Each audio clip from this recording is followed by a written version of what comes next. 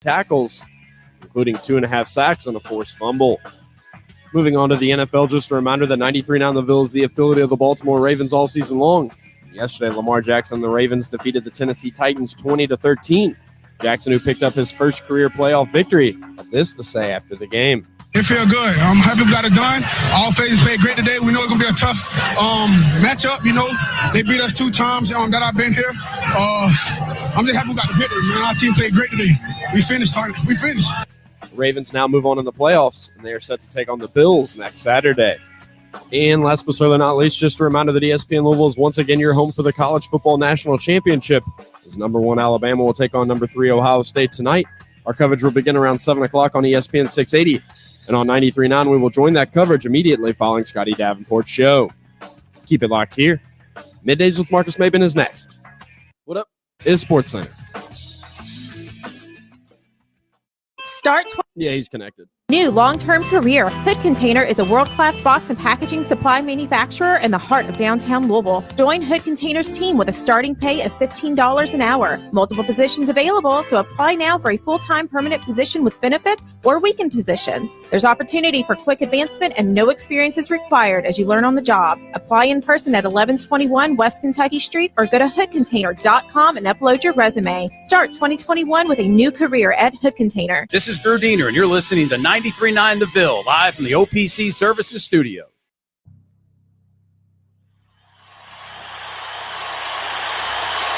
That's his game. They don't get back. Hayward's looking at the steal. Here's the steal. 3-on-1. Alley-oop. Oh, my goodness. Marcus Maben. And you certainly are in love with him here in Louisville. Marcus in the open floor, hops incredible. Here comes Maben off the steal. Oh, my goodness. Get up, get up, get up, get up. Let's get ready for Marcus Maben. You're about midway to the midday with Marcus Maben. And you can call in, I lay back and just listen to Marcus Maben. So sit back and relax and watch Maben. Break it down like this. Woo! Broadcasting live from the OPC Pest Services Studio. Time for Middays with Marcus Maben on 93.9 The Ville. Now, here's Marcus Maben and Steve Rummage. Welcome back. It's Middays with Marcus Maben. 8150 93.9 is the number. 93.9 is the station. And like all Mondays, get prepared because it sounds like it's going to be a good show. Steve Rummage in Tennessee, Brian Hall in the booth. I am, man. I had a good weekend. Beautiful weather for the weekend. It was snowy and nasty when I talked to you on Friday. Indeed. It was beautiful over the weekend.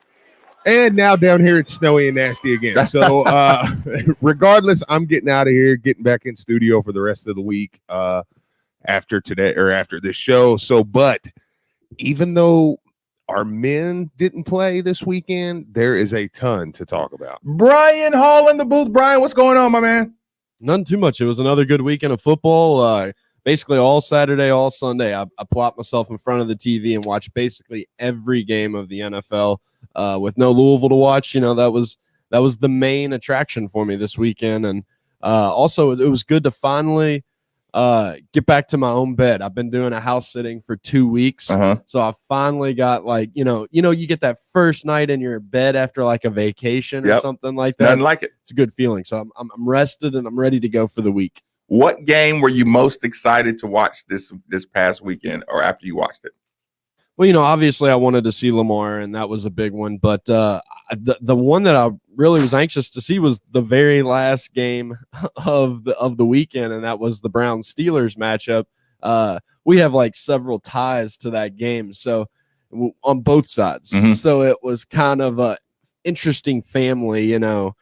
We get together every Sunday as a family at my parents' house, and we do like a family dinner with my siblings and everything like that. And one of my siblings' husband is a big Steelers fan, and then we also have a family affiliation on the coaching staff of the Browns. Mm-hmm. So it was fun to watch that with the family. I gotta say, I was proud for Steve not getting involved too much into Steelers thing. Steve, did you just get over that this quick? Well, here's the problem. When you watch a team, okay, and you've said all along, I don't think that team's very good. I don't think that team's very good. Mm-hmm. Yeah, they're great. I don't think they're very good. Wait, is that the Pittsburgh fan that's saying they're great, or yeah? And I'm just like, no, I don't think they're very good at all, man. I've watched them a couple times. They're just not a really good team. And then when you get validated so heavily when the Browns, and by the way, listen, and then I started to pity them through the game, because if I'm a Pittsburgh Steelers fan this morning, I'm looking at Mike Tomlin like, dude, maybe it's time, bro. Oh, because that was the most gutless play call in the history of the playoffs. Especially coming from the guy who has openly before said, I mean, if you can't get a yard, then, you needed 1 yard and you punted the ball away and the Browns drove it down your throat and ended the game.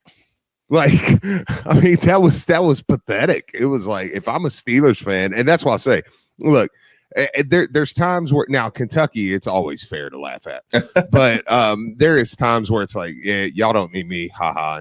Like, it's terrible. I mean, it's just terrible. I'm watching it. It's terrible. I mean, y'all look terrible. And then you actually look like, well, because the Browns aren't, with all due respect to the Browns, they're not exactly, the 85 Bears. So it's like, okay, well, you got the Browns here, and then the Steelers start coming back. Browns think they're going to lose. It's 4th and 1, and you punt the ball away. Did you see the Browns' eyeballs changing, Steve? Like, you could tell. You could see the closing of the rear as Pittsburgh scored point after point. Oh, absolutely. I mean, it started to look like, dude, this game is probably over. Like Pittsburgh's going to probably win.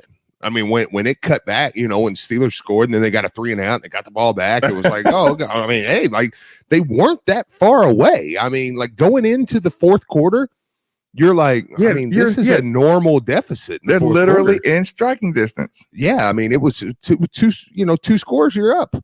So and then like I said, down 12 and 4th and 1 around midfield. And you punted, it was like, dude, you deserved. Like when they punted, I was like, I hope the Browns just drive this right down their throat. And they did.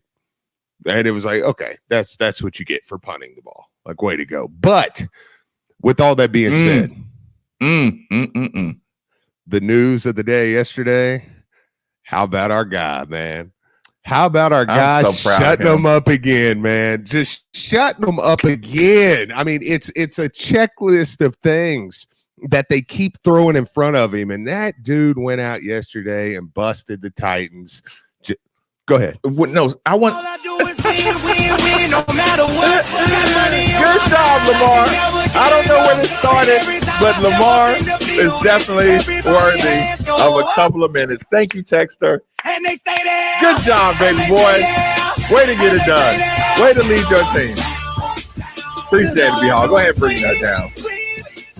Good job, Lamar. Okay, so give me that checklist real quick, Steve. Just the hot version of the checklist. Look at him go. Look at him. I know. No. He was absolutely incredible, man. I put it out there on Twitter yesterday because, it's like the thing with Lamar is, I mean, coming into college, they're like, well, he's not really, we don't know if he's a quarterback. Okay.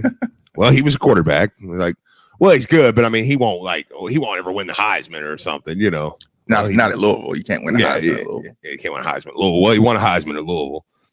Then they say, well, I mean, yeah, but I mean, he's not going to be able to actually translate to the NFL. So he might as well look. If the coach really cared about him, he'd put him at slot wide receiver. He just put him at receiver. That's actually what Booger McFarland said. It made his whole career off of it. Actually. Yeah. So, he made it in the NFL as a quarterback. You're like, well, he's a decent little quarterback, but it's not like he's ever going to be the MVP of the league. No. I think 3 years before he could be a starter in NFL. Like, yeah, right. Yeah, there you go. And then it was games 6 or 7. Yep.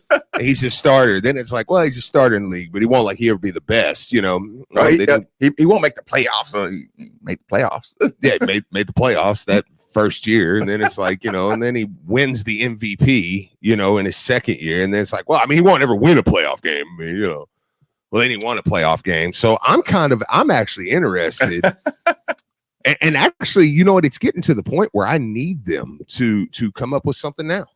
Right. Like, yeah, because hey, there's a good chance he'll go into Buffalo next week and get beat. I mean, Buffalo's a good team, and there's a good chance he'll win. I don't know, but I need them to start now. I'm like, okay, throw something else in front of him. Like, don't stop now. Like, let's keep it rolling. You know, it's like, man. You've shown your commitment to challenge Lamar so vast, so hard that we wouldn't know what to do with ourselves. You know how I always say that the Cardinals, like by nature of the fan base, we are the hunter, and we have to kind of stay in the hunter mode. And if you start giving them too much props, then it's like, I want to have some fun. I want to be a hunter. Like, I don't want to be the front runner anymore. Well, and here's the thing, man. Look, the elephant in the room is, has there ever been a player that it feels like has been more rooted against by his local media that he played in college for? I mean, like when Lamar throws that first bad pass, and I have receipts. I can go back on Twitter and show you. I sent them all to Marcus. Lamar throws that pass. The Twitterverse of local media just lights up like it's Christmas morning. Like, I mean, like it was just the greatest thing in the world that he threw that pass. It was a terrible pass. Nobody's arguing that. Bad pass.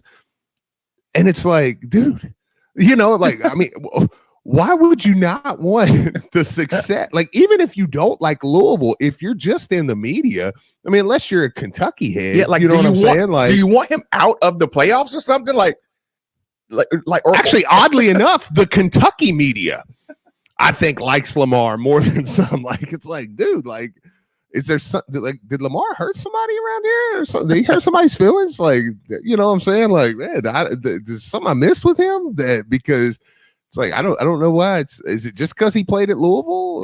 Because he won the Heisman at Louisville and Stephen Marcus like gloat about Lamar? Is that why nobody likes him? I know there has to be a little bit of I'm sick of listening to Marcus Maven though. I mean, it might be because I mean, he's everything you. I mean, am I wrong in saying this? He's kind of like everything you want in an NFL quarterback. I mean, I know some of it's cheesy or whatever, but like, I mean, like the stuff that come out last week about he calls everybody Mr. and Mrs. just out of respect. Like, is that not what you want? Like, you know what I'm saying? Like, what would it be better if he just talks some crap? I mean, yesterday, he didn't shake hands. I mean, does that make you like him more? Maybe, I don't know. Like, you know, it's like I don't get it. Like, that's what I was waiting on, him to be rude and disrespect the game. Yeah, I mean, even though it's COVID going on, he got a little feisty in the post game interview. I mean, yeah, even though he stuck around after to apologize to her. They caught it on camera. He was like, hey. He's trying to get her attention. Like, I didn't mean to get nasty. I was just, but like, I mean, you know, he got a little feisty there yesterday. No, and it's funny. It's funny because I had so much appreciation for his bite towards the end of the game because I always say to Steve, I got one technical in my college career, and this doesn't include like hanging on the rim after dunks and stuff, but one real technical. Of course. Yeah, I mean, you know what I'm talking about. Like, sometimes you got to worry about like falling down on somebody, so you hang on the rim a little while longer. They almost got me a few times in high school because of that. I know. Jumping over people, they're like, Ramen, you can't do that. That's a technical foul. Yeah. A human being cannot jump over another human being. Look, so listen, a referee called a terrible call on me, and I just like jumped up and did a big stomp right in front of the referee's face. And I'm like, Marcus, you don't react like that. But it was a Cincinnati game. I needed that game. I could not leave my college career without beating Cincinnati. You know what I'm saying? So yeah, my last time in Cincinnati, I got a technical foul. But that just kind of reminded me of Lamar just really just, you know, just I can't let anything go wrong. Like, are they still showing Lamar's bad passes with the title, Did Lamar Silence His Critics, Steve? I know. Well, and I mean, the national narrative doesn't really bother me as bad as it does some. I don't know, because I'm like, that's just how it goes. Yeah, like he's not the first to be scrutinized nationally. I mean, you know, like, but he's a lightning rod for television. It brings your eyes to the television. That's what they're paid to do. So I know what you're saying with the national media. Yeah. Lawrence, thanks for joining us on 93.9. Fire away. What's up, Steve? What's up, Marcus? Chilling. What's up, man? Mark, I was about ready to get on you because I was about to say it. Like, man, they didn't play this song all dude, man. Like, but y'all played it. But I just want to know, if Lamar makes the Super Bowl, are y'all going down there? That's a great question. Lawrence. I don't believe I have the plug like that. And no. No. If I'll tell you what, if they let people go, I would. If it was a normal year, I would definitely consider it. Yeah, if it was normal year. But I've always said I'm not, and I love myself some Lamar Jackson. But I always said if I'm going to fork out the cash, it's going to take on the Cowboys to set at the Super Bowl. Yeah, right. You know where I'm going. The Cowboys are going to have to be playing, because I don't mind. See, some people would mock that. You know how much a Super Bowl ticket is? I'm like, yeah, but I mean, for me, that would be incredible. You know, to me, it would be worth it. Be like, man, just say, yeah, I was at the Cowboys Super Bowl. Now, I'm at this point, I'm convinced that I'm not convinced. What am I? I was about to say I'm convinced I'll never see it, but I've already convinced myself that I'm going to see it next year. Because I'm looking at what they're doing roster-wise, and I'm like, I think we're going to be fine. I think we'll be okay. Dak's going to be ready. No, they'll figure it out. I'm a Cowboys fan, and by nature, the season's over as soon as we took the last snap against the Giants. your Super Bowl run started, right? Yeah. It was like let's go. It's a sickness that we all have, and I'm openly admitting that as soon as the season ends, you're like, okay, but next year, we had some injuries this year. Next year we'll be fine. We caught some bad breaks. Yeah. Anything else in the playoffs surprise you this weekend? Since we're kind of closing the chapter there on over the football weekend. Anything else surprised me out of the playoffs? No. I feel like if I was a gambler, I would have won everything. I agree. If I had went money line, I think I would have, because you heard me last week. I said I'm taking and stock up, stock down. I said I want the Ravens in the AFC title game because I think the Browns will probably beat the Steelers. Or the Colts. Somebody will upset somebody there, and the Colts played the Bills close, and then the Browns obviously beat the Steelers. Does Lamar miss out on a chance to exorcise a demon by not going to Kansas City? No, because you could say, well, I mean, if you want them, beat the Bills. Like you'll cross paths because. I mean, Peyton and Tom, they usually crossed paths. I mean, you had AFC title games and stuff more times than not, right? I mean, I could be wrong on that stat. I'm doing that off the top of my head, and I'm like, maybe they did play in the second round more. A couple of people said the Rams were surprised. I guess that makes sense. Yeah, I guess I looked at that game as a little more of a coin flip, but that's true. I mean, yeah. I mean, the Rams winning kind of. But next week sets up nice, man. Next week, to me, I think is the next 2 weeks of the NFL are I mean, of course, the Super Bowl is the best, but the next 2 weeks in the NFL, I think, are you tweeted something or Facebook something like literally like 5 minutes into the first playoff game about playoffs being different. Right. And I'm like, you're so right though, man. You're so right. Yeah. And next week and the week after, are just like the 2 best weeks of NFL football, in my opinion. Golly. Imagine being at Louisville and having to follow up Lamar Jackson as a quarterback. It's tough. And when you do, you take a lot of scrutiny, and maybe some's unwarranted. That's definitely going to be a conversation we have. I tell you what, it's early in the show. We're going to reset, so I don't have to take any more breaks for the rest of the hour. Quick commercial break. Middays with Marcus Maben on 939 The Ville. Prescription products require an online consultation with a healthcare provider and are only available if the provider determines a prescription is appropriate. Subscription required. See website for full details and important safety information. Hey guys, good news. The outrageously expensive little blue pill is now generic, which means you can get the prescription medication to treat ED at affordable prices. And Hims makes it extra affordable. You pay just $30 for a month's supply. And right now, get your first online doctor's visit totally free when you go to forhims.com/real. That's right. Free, zero copay, no expensive appointments, no awkward face-to-face conversations to get your prescription. Hims connects you to doctors online who can evaluate you and, if appropriate, prescribe your ED medication. And a pharmacy sends it right to your door. HIMS makes it affordable, private, and incredibly easy. Nobody likes dealing with ED. Now, thanks to HIMS, nobody has to. And that's really good news. To start your free online visit, you need to go to this exclusive address, forhims.com/real. That's forhims.com/real for your free online visit. forhims.com/real. The College Football Playoff National Championship, presented by AT&T. Number 1, Alabama. Number 3, Ohio State. Najee Harris on the go. The Ohio State defensive line, incredibly underrated. Two brutally physical offenses that can connect down the field. Fields has to be this brilliant again. The championship is set. Ohio State, Alabama. Giddy up. Kickoff is tonight at 8 o'clock on all ESPN Louisville stations. Hey, Card Nation, let's be honest. The real estate market in Kentucky is booming. And whether you want to buy or sell a home, now is the perfect time to do it. With interest rates at an all-time low and programs that can get you in a home for no money down. Want to learn more? It's simple. Just call Derek A. Stewart with Dream JP Pirtle. Derek is available virtually around the clock to listen, understand, and help you with all your realtor needs. So don't waste another second. Call Derek A. Stewart at 502-314-9868 today.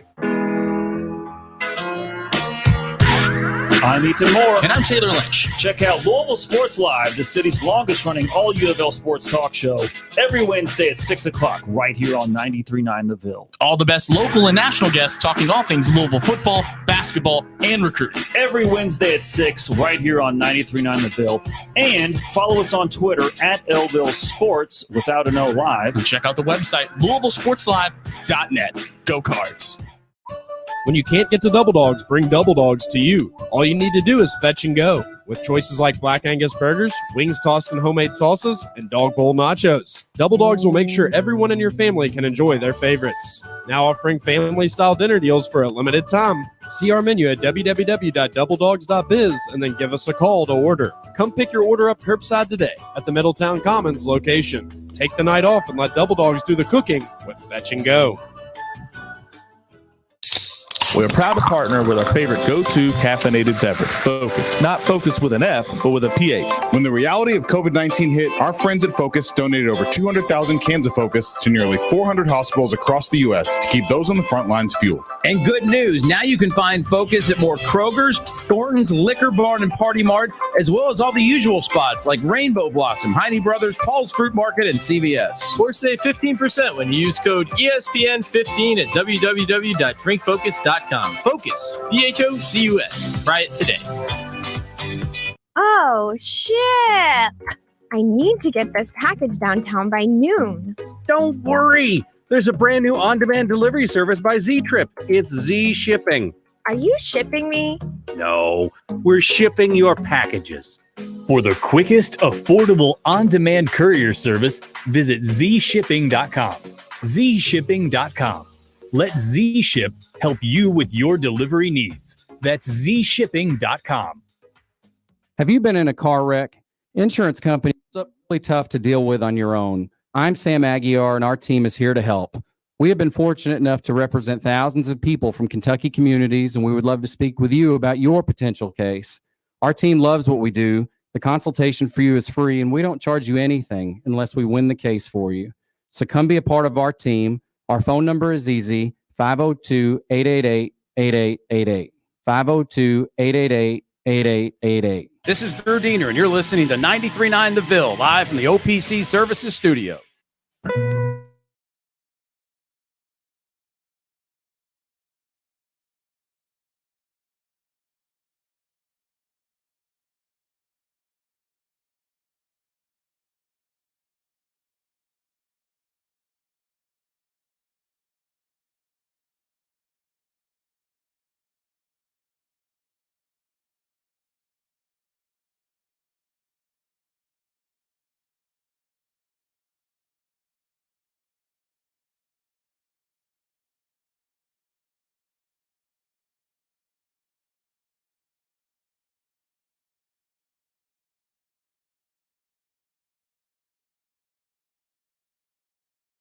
Number 93.9 is the station. So people, I know it seemed like a bit of an odd transition to go to commercial break so early and to be talking about Lamar Jackson. and then talk about following up Lamar Jackson. So I'm going to throw in one little disclaimer before we go head over heels into this conversation. I am going to kind of give the mulligan of the Puma pass, started. We're basically saying Malik Cunningham or Malik Cunningham is the full-time starter that followed Lamar Jackson. So, Steve, you heard a little bit of my confessions over the weekend.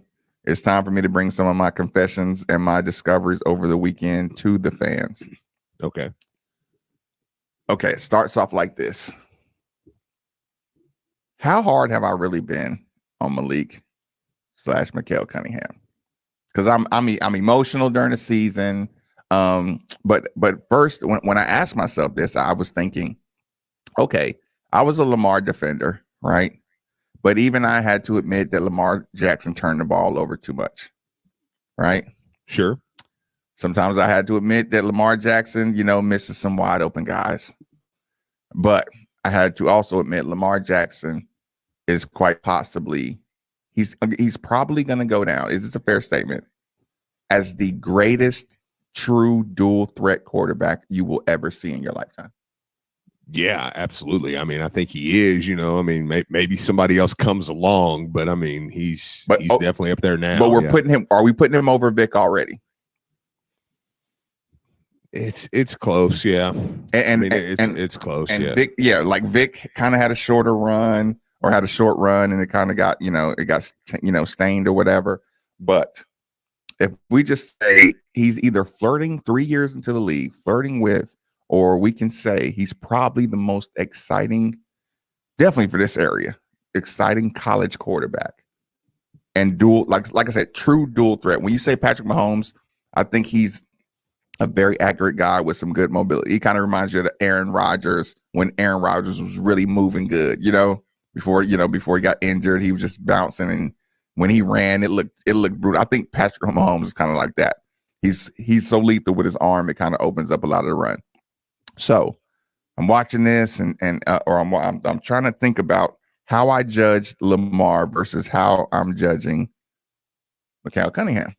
Mm-hmm. Then I did that thing again. I went back and put in the highlights. And then I said, what if this was just a sophomore slump? His first year was like the 2019 season, and his second year was the 2020 season. Right. He won 8 games in his first, full year as a starter. And he won, 4 games in the 2020 year or 3? Yep. 4. His biggest problem was turnover, Steve. Can that be fixed? And are we judging him based on what we've seen in a Lamar Jackson world? I think we are to an extent. I mean, when you look at it, let me lay it out to you like this. How many, Brian, do you know right off the top of your head, or can you Google that? How many Division I teams are there in college football? Because I'm curious. You mean total? Total. I mean, now in the Power 5, I know you got about 60, roughly 55. 125. Appreciate it, man. Okay, 125. Right. Okay, so Malik Cunningham is 15th in yards with 2,617 out of 125. He's 16th. He's 15th in yards out of 125 programs. Yeah. 16th in touchdowns out of 125 programs. Out of 125 programs. Now here's the other thing. It's 123rd with 12 interceptions. So, it's like, okay. I mean, is that an issue that can be fixed? Or you know what I'm saying? Yeah, I mean, like that's kind of the. But okay, the first year it was inaccuracy on a lot of plays that irritated us, but it wasn't turnovers. right? Sure. No, absolutely. So I think that's why you saw eight games. Right. So our standard, basically, we're going to win or lose based on his turnover numbers, but we're making it like the turnover year was who he is and not the other year. Yeah. Yeah. No, that's a fair point. And that's what we're kind of all just gathering everybody around this morning to have this discussion. Because what's fair here? Because look, by all accounts, Malik's the quarterback going into next season, right? That's what we're all kind of feeling like. So we're going now as fans, we're saying, okay, what are we looking at here? Because I think immediately after this season, a lot of us just went to, well, he's not good, whatever. Listen, one of the games that we crapped on him the most was a game like Virginia. He ended up with 161 yards passing, which was one of his lower games, and 197 yards rushing. That's exactly what Lamar had last night and won him a playoff game. Yeah, I mean, he went over 300 yards a couple times, and now I know, and I said this during the season, the stats don't always tell the story either. You can have a bunch of yards, but if you throw 3 picks, which he did twice this season, you throw 3 interceptions in a game, and he had 2 games with 3 picks, 2 games with 2 picks. Okay, Texas says, hope this makes sense. We are judging Cunningham off his first year, and that's hoping he would be a better him, not a Lamar. Sure. And again, this isn't necessarily a sell job, quote unquote. This is let's talk about this. Is there optimism going into next season? Texas says, to me, he didn't make up for his turnovers with his play on the field. Is that the second year, but the first year, okay, we hear the word sophomore slump. Is that a thing where you start putting too much pressure on yourself? I use the example with Sam Williamson. The year he had, Steve, I know as fans and as analysts, it's easy for us to say, oh, you'll never make it in quarterback in the league as a quarterback. That's easy for us to sit behind a table, sit behind a counter, sit in the barbershop and just already judge this kid's future, right? But if you have the numbers that Malik Cunningham has and 8 wins and you're headed into a new season, they had us as the sleeper, Steve, of the entire ACC. Yeah. Coming into this year, they said Clemson's not going to lose a game. But if they do, look out for Louisville. This is before, the schedule change and all that stuff. That was literally the sleeper team that has a chance with Malik Cunningham at the quarterback position, right? Mm-hmm. You don't think it was smack dab in the front of the Cunningham family and the Cunningham, and you know how I'm doing this, the Cunningham entourage, I'm kind of purposely painting the picture here. You don't think everybody around him that knew him as the 4-star Alabama quarterback is saying, you got a shot. You got a shot. You tear it up this year, you're out of here. Sure. You don't think every quarterback thinks of one hot year once they're eligible to go to the league? Got like I said, Marcus, on every list, we're talking even just about the team. On every list, it was, pretty much to a man, it had Trevor Lawrence, Sam Howell, and then it was either Malik or Derek King. Yeah, was kind of the next guy that they're like, okay, and then that, Sam Howell and Trevor Lawrence are kind of the tier 1s, and then right behind them was Malik, and maybe you throw Hendon Hooker in there. And I'm not just saying that 'cause Tennessee, but it was kind of like those were the 3 names that were kind of after as that tier 2. So yeah, it was that. I think that's absolutely fair to say. Right. So I'm thinking, what level of pressure are you under going into a year where if you kill it, you're going to the league? You know what I'm saying? And not to mention, Steve, you got 2 other kids in Javian Hawkins and Tutu Atwell who are trying to get to the league. Guess what, Steve? We had a lot of bad turnovers this year that were uncharacteristic. out of all our star players. We did, yeah. Javian had quite a few fumbles. Everybody who thought they were going to the league this year had turnover problems. Tutu had drops. He had the one fumble where he caught it and just dropped it. Dez coming off that screen, that wide receiver screen, it was like, Dez, you don't drop that. Yeah, you don't never fumble drops that. Yeah, right. So then I'm thinking like, all my star guys had the drops or had the fumbles this year. Guys that don't do that, but guys that were pressing to go to the league. You know what that is? That's fighting for the extra yard. That's not going down because I need these yak yards, these yards after catch, these yards after contact. I got to prove to the league that I can fight through a tackle and still get the extra yards. You know what that leads to? Fumbles. Yeah. Yeah. No. So go ahead. No. I'm just like doing all this math and I'm like, why am I so surprised that, we had uncharacteristic fumbles and turnover problems this year? Well, to me, too, I feel like the Louisville fan base in general has not bought into Malik Cunningham as much as they do a normal quarterback, And I think that partly has to do with the hype he had or the lack of hype he had coming in. A lot of times, we had Lamar Jackson. We knew we were waiting on Lamar Jackson. We knew we had Teddy Bridgewater. And then Puma. We were waiting on Teddy Bridgewater. We never had that guy that we were just waiting on. Now, he came in as a 4-star. I get that. But at the same time, I feel like the fan base has never really bought into Malik. It's a good point you're making because we still see Malik or Malik as a backup to Puma. Because Puma was supposed to be the guy. And I think that's what Louisville fans had set their minds on. And then Malik just beat him out. And then we were kind of like, well, we got this guy, but who's the next quarterback? Right, right. Yeah. Like we were getting led. Like if it's like if Dwayne Sutton becomes the leader of your team, like the superstar of your team, like you're still kind of like, well, he'll never really be a good pro, or even after Malik had the year that the 2019 year, the good year, people were more hyped about Chubba Purdy coming in than Malik Cunningham's next season. That's Steve's fault.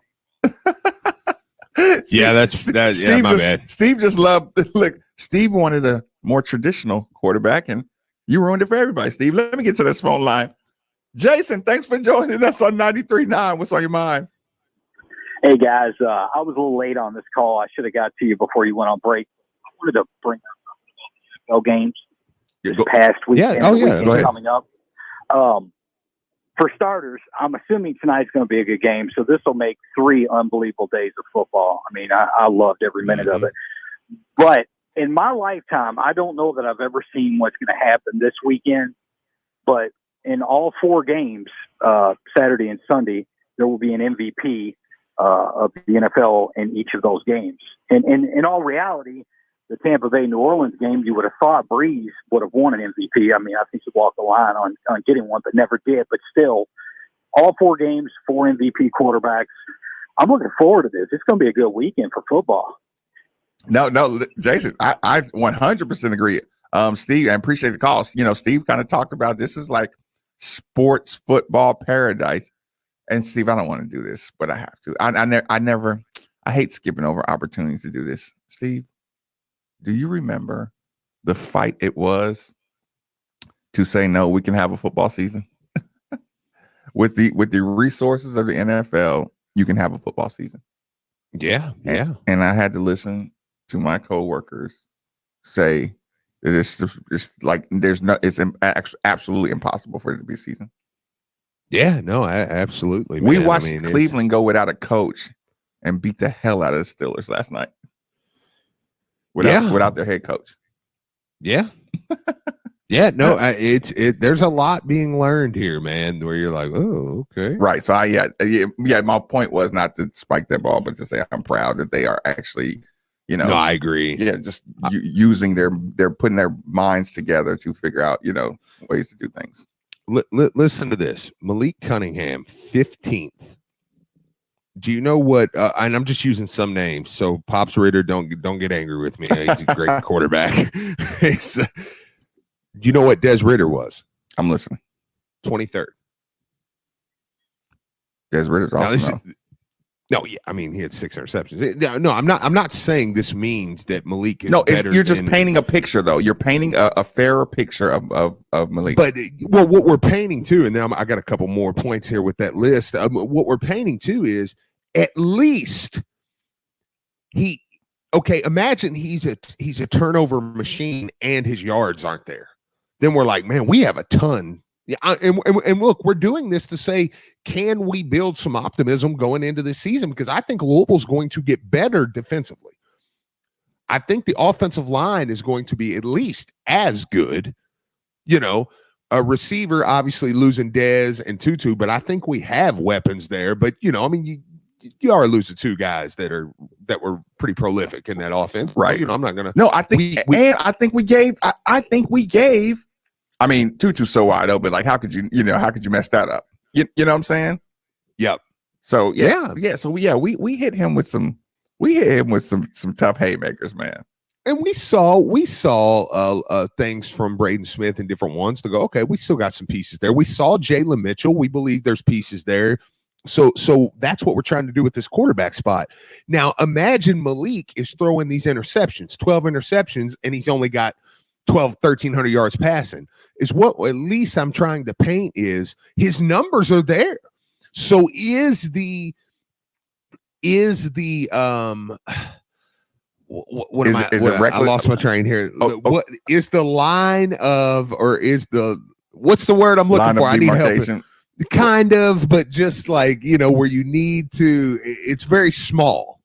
It's very small. What we have to do here is all we have to do is just clean up the turnovers. I mean, and again, maybe he just throws interceptions. I don't know. But I mean, is there any of that could possibly be on and the system? What do you think about this one? A lot of his misses, I thought, were preventative misses. I'm going to throw him open, or at least throw him away from the defenders. So sometimes that looks air throws. I'm gonna make sure I overshoot him. Or whatever I got to do. Don't get it intercepted. Right. Yeah, I think there's a little bit of that, like when you're trying to clean up what he does. Yeah. Oh, and then I mean, you look at names though. I mean, and the names ahead of him. I mean, Derek King was one spot ahead of him. Derek King threw for 26.86. Malik threw for 26.17. Difference is Derek King 5 interceptions, Malik 12. I mean, it's one spot ahead of him. I mean, Trevor Lawrence, was at 8th. I mean, so just to kind of show you again, not comparing the two. And it sucks because I feel like I want to take 3 interceptions away from him immediately because they were like, we're losing, and Derek King was winning, right? So 3 end of the half interceptions. You remember Coach Satterfield he let Malik off the hook early in the year and said, yeah, those 2 interceptions, that was a freak intercept. Like the Dez Fitzpatrick freak interception. That went down as an interception. The 2 at the end of the game or end of the half. So we've already cut him down to, cut him down to 9 interceptions. Sure. So now he has the same numbers as Derek King, with 3 more turnovers than Derek King. Yeah, I mean, so it's definitely, and then do you want to hear this? Do you want to know how many times Malik Cunningham was sacked? I'm listening. 28. That's the highest in the top 20. No, I'm sorry. Sam Howell at UNC is the highest in the top 20 at 33. So out of the top 20 in yards, actually, I could go all the way back to 30. Out of the top 30, Malik was sacked twice now. So, the second most. Mm-hmm. Some of that is his running. Some of that, but is what we're trying to do is we're breaking down. Okay, what's the problem here? Is O-line problem? Is it an O-line problem where you're going, okay, maybe there's some things need to be fixed here, and his turnover numbers will get better. Like that's what I'm trying to do right now going into next season. Like, what is the fix here? Because I feel like it's literally just get the turnovers of Malik Cunningham down, and you're going to win 4 or 5 more games. The way we were running towards the end of the year too, I think that changes the way you call plays. Sure, maybe the run game, right? Maybe the run game's the answer. They look good, and we're getting our line back. They look good coming down the stretch, man. With the text line and stuff, do you think people are getting the conversation we're trying to have here? Like, I mean, I hope that people are. Let me get to the phone line first, and then I'll hit the text line really quick. Mark, thanks for joining us on 93.9. Fire away. Hey, fellas. I think I think the offensive line difference between 2019 and this year is a significant. That's a great point. He got rattled, and once he got happy feet, it was hard for him to settle down and get set. But I think, I think it's a very good point with regard to kind of the narrative or the stigma attached to him that he's not a top quarterback. And I think it's very similar to what happened to Lamar Jackson. One playoff game, his first year, basically everybody said, well, he's never going to be a good quarterback. And I think when Malik took over, the first time that he took over, it was pretty obvious that he was a run first, pass second guy. And that changed in 2019. And I think people never really caught on to how much better he was passing. And then with the last year, they're like, well, yeah, he's always going to be a run first, pass second guy. And I just don't think that's fair. But just like I don't think it's fair that, Lamar was tagged with the same moniker because of one bad playoff game. Mark, listen, I appreciate the call. It's a great call. It's kind of gets you a little different when you got Mekhi Becton over there on that left side, don't it?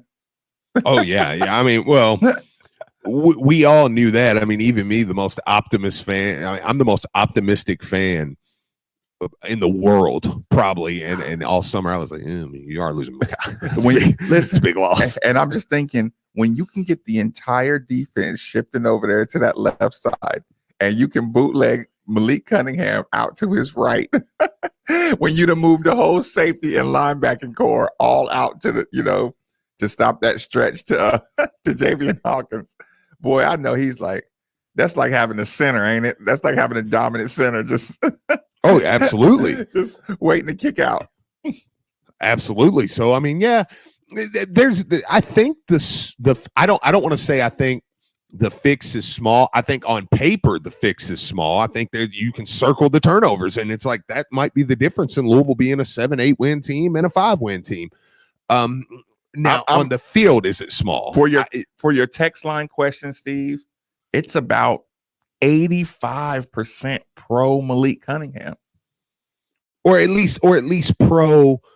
Yeah, there is some optimism. Yeah. Like, pro optimism. Yeah. That's maybe and then again, maybe I don't know. Maybe he just turns the ball over. Maybe the first year was the outlier, and he comes out again, and we see no. He turns the ball over. Once it was his, maybe the first year he felt a little more like the backup, and then once he felt like the starter, maybe he just makes bad decisions. How did Lamar get better at not fumbling? Don't get tackled. Steve, he still got tackled. And you know what? Lamar did start getting out of bounds too. How about Lamar going full speed, sealing the game, and just laying down on his back? Oh, I know. How perfect was it? And pointed at the guy. Like gotcha. Oh, you thought I was gonna go out of bounds? No. I don't like Lamar taunting Steve. I'm not watching him anymore. I know. Disrespect the game. No, it was he's learning, man. Okay, I mean, but you get my point. That play right there was the play we were praying for in his rookie year. The play of him staying in bounds and laying down on the ground.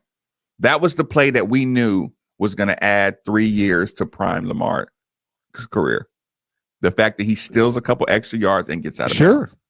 And listen, I don't know the difference between the psychology of he and Malik, but I'm telling you, Steve, when we thought, like, I remember you getting mad a couple of times saying he's just never going to get out of bounds. I remember, just sitting in here getting, either we're doing pre-game shows or post-game shows or wherever we're out watching it, and you're just like, dude, he just is what he is, and he's never going to start getting out of bounds. And then we started watching him get out of bounds, even though we knew how valuable. And we're like, Lamar, it's so easy. Like, don't take the extra hit. Now you're watching games, and he's He's not taking that hard shot. And we thought, oh my God, he'll never stop running like that. So we had already put him on a cap 3 to 6 year run max because he wouldn't get down on the ground or get out of bounds. Is Malik? Can Malik make that next move? Well, I don't know, but it's kind of the David Johnson thing, what Coach Max said too. Do I want Malik to turn into just check down guy? I don't know. I mean, I want him to sling it. So I mean, are we gonna live with some mistakes? You know, the most impressive times are when I think he should get out of bounds. And then all of a sudden he's tiptoeing and he outruns the corner, outruns the angle, and he's in the end zone. Yeah. But I mean, when I'm watching him run, I'm like, okay, get out of bounds. You got 30 yards. Then all of a sudden he stays in bounds and he's really outrunning somebody. Okay, I'm going to make a statement here and you tell me if I'm right or wrong. If we hadn't just had Lamar Jackson, he'd be awesome. We would say Malik Cunningham was by far the best running quarterback we've ever had. Okay, who was before Lamar Jackson? I mean, LaFleur. Okay. Stephon LaFleur. Okay, let's go. LaFleur's to Malik.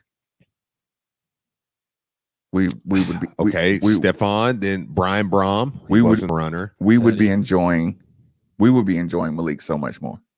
I know. I think some of the running plays he makes, we would be like, he's the best. I mean, he's amazing. We would be selling him to the rest of the nation. You know what? We would be defending him almost like we did Lamar. Like, y'all don't see how good our quarterback is. Like, if we had never had a Lamar Jackson.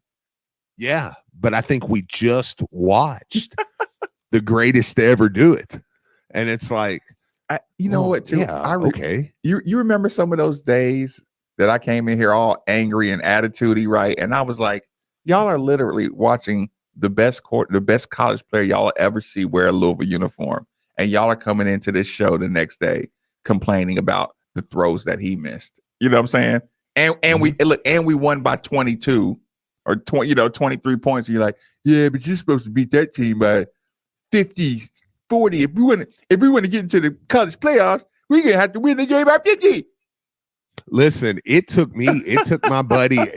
telling you, man, it took my buddy who was a big Tennessee guy, man. His parents were from down here and everything. We were at one of my son's games, and his nephew was playing up there, and he said, yeah, I'm gonna get home tonight. I'm gonna watch that Louisville game, man. He said, dude, I watch every game because of Lamar Jackson.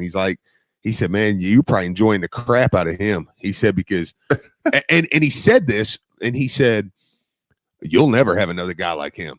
And then he said, I don't think Tennessee's ever had a guy like him. And I was like, geez. I was like, I better start enjoying the crap out of this dude, man. Because I went and I started going to every game. I started going down on the field in the fourth quarter, watching him. I was just like, and I took in Lamar Jackson, for the last, year and a half. It was like, I'm gonna smell what a stadium looks like when Lamar Jackson is getting ready to play. Awesome. But I do think Malik catches a little bit of that because some of Malik's running plays are Lamar Jackson-esque. That was my listen. That was my point with the That was my point. Everybody else looks at Louisville and they say, where did they get these guys from? We need to go listen. We need to go get Terry Wilson or something. That'll do it. That'll fix it. I mean, Louisville just getting them from anywhere. I mean, surely we got to go get one. Hey, that guy, Terry Wilson. You can do like Lamar, right? You can do like Malik. It took a season and a half of him, and they're like, oh, we got to fire somebody. He's got to go, and we got to fire somebody. He's the SEC firing was the firing tool. You lost to Kentucky. You got to go. Yeah, that's still kind of the case. I mean, as Tennessee. Yeah. No, yeah, they're tanking their own program because they lost to Kentucky. You're like, we deserve probation. Put us on probation so we get a fresh start. Yeah, we deserve probation. All right, man. Well, on top of that, you know what? Here about noon, we're going to have a ranked basketball team. We also got that going. I mean, I don't know if you remember that, but we do have pretty dang good team. But there's going to be some really, really depressing basketball news that we're actually going to have to talk about the next hour.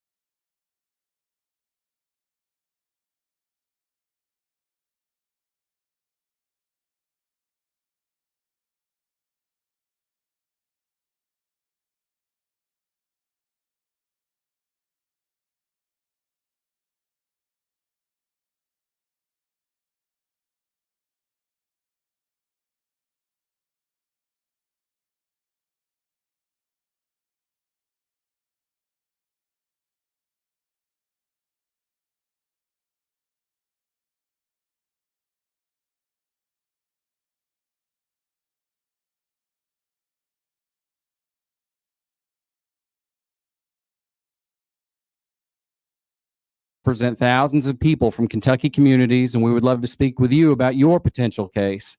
Our team loves what we do. The consultation for you is free, and we don't charge you anything unless we win the case for you. So come be a part of our team. Our phone number is easy, 502-888-8888. 502-888-8888. Hey, Cards fans. Zach here from Great Flood Brewing with a friendly reminder that we have a number of carryout options for you this season. Growlers for beer, bottled cocktails to go, and delicious food, as well as a heated patio, are all on offer at our Middletown restaurant. Growlers, cans, and a patio with heaters are available at our Highlands location. Please stop by. We'd love to say hello and can't wait to see you all soon. Call 502-208-0882 to reach your preferred location, or follow us at Great Flood Beer, Great Flood Middletown on social media for updates. Thanks again. The College Football Playoff National Championship, presented by AT&T. Number 1, Alabama. Number 3, Ohio State. Najee Harris on the go. The Ohio State defensive line, incredibly underrated. Two brutally physical offenses that can connect down the field. Fields has to be this brilliant again. The championship is set. Ohio State, Alabama. Giddy up. Kickoff is tonight at 8 o'clock on all ESPN Louisville stations. An official broadcast partner of the University of Louisville, WLCL Sellersburg is 93.9 The Ville. Time now for an ESPN Louisville Sports Center update. Good morning, I'm Brian Hall. The Sports Center update brought to you by Baptist Health. Don't let joint pain get in your way. Take the Baptist Health Knee and Hip Pain Assessment test today. The University of Kentucky men's basketball team landed transfer Oscar Shibwe out of West Virginia. The 6'9" center was the top transfer on the market heading into next season. He will have to sit out the remainder of this year, but he will have 3 years of eligibility remaining starting next year. Shibwe was currently averaging 8.5 points and 7.5 rebounds in his 10 games with the Mountaineers this year, and he was a 5-star coming out of high school. The number 2 ranked University of Louisville women's basketball team improved to 10-0 on the year after defeating Tennessee 70-45 over the weekend. Guard Kiana Smith led the way for the Cards with 17 points, 6 assists, and 2 rebounds in 35 minutes of action. The women will be back in action on Thursday when they host Boston College at 8 o'clock. And the 3-5 Bellarmine Knights will look to rebound on Friday when they take on Florida Gulf Coast. We'll have all that coverage for you right here on 93.9 The Ville. The tip-off is set for 7 p.m. Moving on to football, University of Louisville linebacker Dorian Etheridge is set to forego his final year of eligibility with the Cards and declare for the NFL Draft. Etheridge finished the 2020 season with 50 tackles, including 2.5 sacks and a forced fumble. Moving on to the NFL, just a reminder that 93.9 The Ville is the affiliate of the Baltimore Ravens all season long. Yesterday, Lamar Jackson and the Ravens defeated the Tennessee Titans 20-13. Jackson, who picked up his first career playoff victory, had this to say after the game. It feel good. I'm happy we got it done. All phases played great today. We know it's going to be a tough matchup. You know, they beat us 2 times that I've been here. I'm just happy we got the victory, man. Our team played great today. We finished. The Ravens now move on in the playoffs, and they are set to take on the Bills next Saturday. And last but certainly not least, just a reminder that ESPN Louisville is once again your home for the College Football National Championship. As number 1 Alabama will take on number 3 Ohio State tonight. Our coverage will begin around 7 o'clock on ESPN 680. And on 93.9, we will join that coverage immediately following Scotty Davenport's show. Keep it locked here. Middays with Marcus Maben is next. This is SportsCenter. This is Drew Diener, and you're listening to 93.9 The Ville, live from the OPC Services Studio.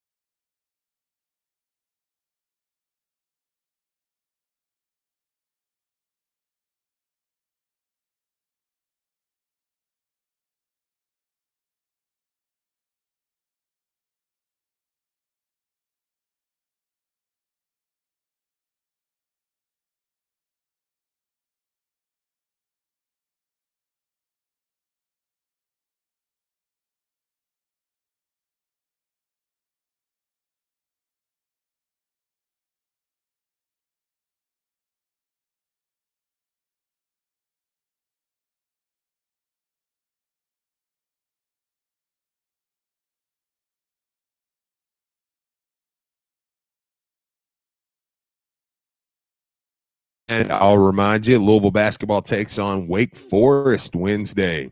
Join Marcus Maben for the Louisville pregame show. And now at 7:30, because we had a little time change. Yeah, it works for at me. 7:30 on all stations. And then immediately after the game, be sure to catch the official U of L Health postgame show with Steve Rummage. That's me. Around 10:30 or so. Both will also be on all stations. We're the first place that will take your calls and hear live from Chris Mack. Also, tonight, ESPN Louisville is once again your home for the College Football National Championship. Nice. Alabama versus Ohio State at 7 o'clock on all stations. 93.9 will join right after Coach Davenport's show. Live play-by-play of the National Championship on ESPN Louisville is presented by Bet River Sportsbook, OPC Pest Services, U of L Health, and UPS Jobs. Huh. I just got a tweet, Steve. Brian, maybe y'all can help with this one. Please address the following questions or question regarding the televising of U of L games. What channel carries our team? The ACC channel is not available through Metronet or regularly when played local on DirecTV. Channel 3 or 11 is out and ESPN occasionally. Radio is not enough.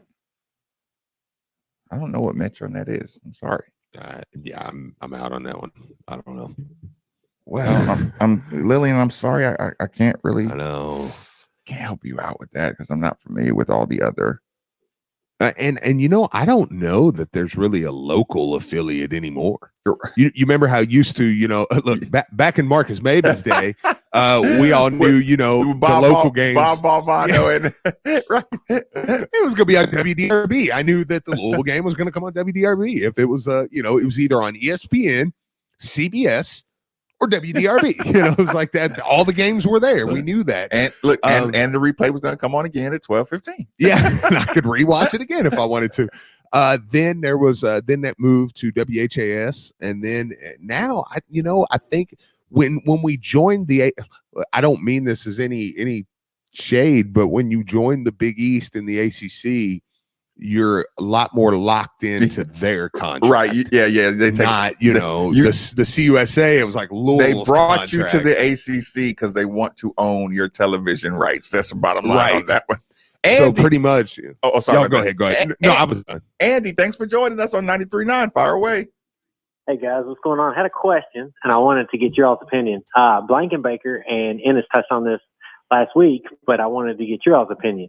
So you bring Malik back into the mix, maybe into this month, early next. Is it a help or a hindrance because the team has gelled so well and done so well together? And just, looking at different angles, what are your all's thoughts? I know he's an outstanding ball player, but the gel of the team is working right now. So I wanted to get your opinion, and I'll hang up and listen. Listen, I appreciate the call, Andy. I'll handle this one like this. And this is my opinion. Like I said, feel free to jump in on yours. Yeah, because I have an opinion, so I'm interested to hear yours. I watched Malik Cunningham be like the best defender in the ACC at a big man spot and share time with the best shooting and post move, jump hook, left hook, right hook big man in the entire NCAA. Malik Williams can make it work. I agree. Charles worries me more than Malik. That was kind of my opinion on that.